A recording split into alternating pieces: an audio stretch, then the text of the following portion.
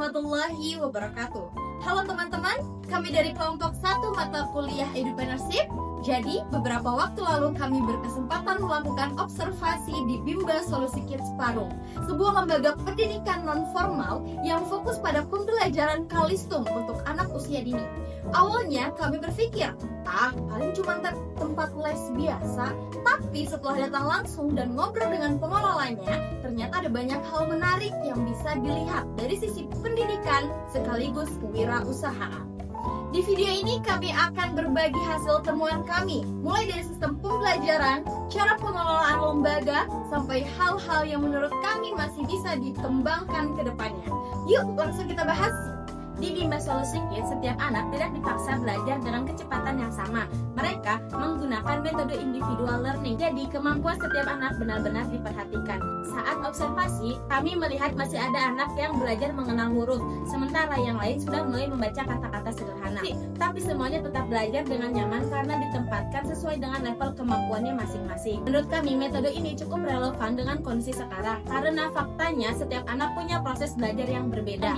Kadang yang bikin anak malas belajar bukan tidak mampu, tapi karena sering dibanding-bandingkan dengan teman lain. Selain itu, mereka juga memiliki target membaca sekitar 60 jam pembelajaran. Ini menjadi salah satu nilai jual sekaligus target yang cukup menarik bagi orang tua. Nah, kalau dilihat dari sisi entrepreneurship, kami menemukan bahwa Bimba Solusi Kids ini sudah memiliki sistem pengelolaan yang cukup jelas.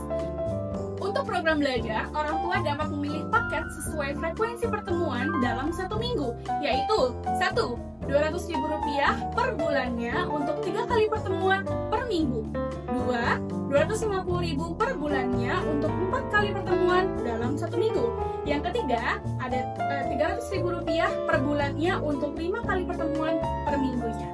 Menurut kami, sistem ini cukup fleksibel karena orang tua bisa menyesuaikan dengan kebutuhan anak masing-masing dan kemampuan finansial masing-masing.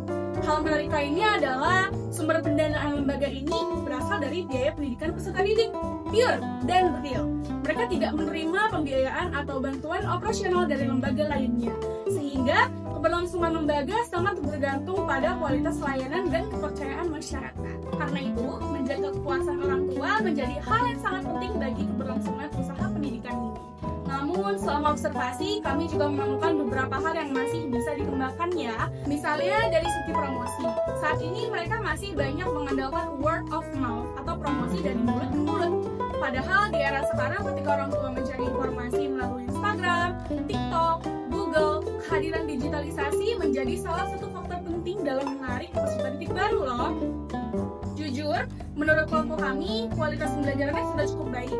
Tapi kalau promosi digital lebih aktif, kemungkinan jangkauan masyarakat yang mengenal Bimba Solusi Kids bisa jauh lebih luas lagi.